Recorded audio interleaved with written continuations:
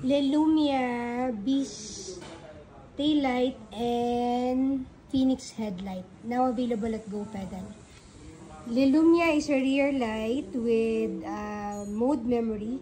It's a USB function, rainproof, and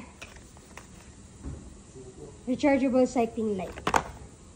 So this is only 950 pesos. It's a 150 lumen battery, 600 mAh lithium, and meron siyang 5 modes. So sa red day, 4 hour, red, white and red na ilaw, 4 hours, double flash, 9 hours, red flash, 9 hours, and outer flash is 18 hours. So kung mapapansin nyo, mas blinking siya, mas matagal yung kanyang time na magagamit siya. So, check natin. Hindi ko muna siya bubuksan kasi bagong-bago po siyang dating, ha. I-on lang po natin yung lights. 1,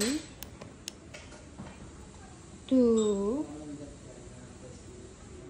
Nice one. Ito yung outer.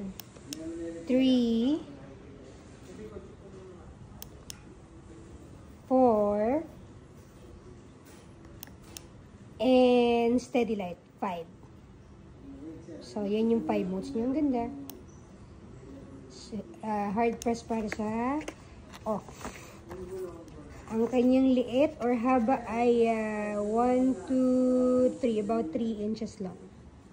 Bagong dating sa GoPedal. The Beast Taillight Lumen 150 by Lelumia. It's only 950. Lelumia front light, this is only 1,900 pesos. It also has 5 modes. LED type na po siya. Lithium battery, IPX6, meaning water resist. And USB, and visible po siya sa gabi. And rechargeable cycling light, lumen, 1,000 lumen na po ito. Batteries, 4,800 mAh lithium. So matibay, 5 modes, and yan po yung kanyang running time. Pag high mode or high beam, 2 hours. Middle, 3.5 hours. Low beam, 13 hours. Flashing, 18 hours. And SOS, 8 hours. So, hard press lang for turning it on. Yan, kita. Yan kahit maliwanag. Oh. Tapos, isa pang press na madiin to change the mode.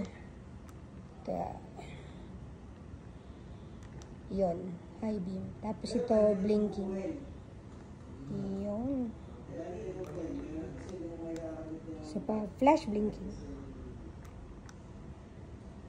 Yon. So, marami po siyang modes. Depende kung paano nyo siya gagamitin or how would you like to have it, blink. Kung mabilis, kung mabagal, kung steady lang. Yun, available na po sa GoPedal. It's only 1,900 pesos for 1,000 lumens. Yun na. So, we have front light and rear light now available at GoPedal page. Alright na.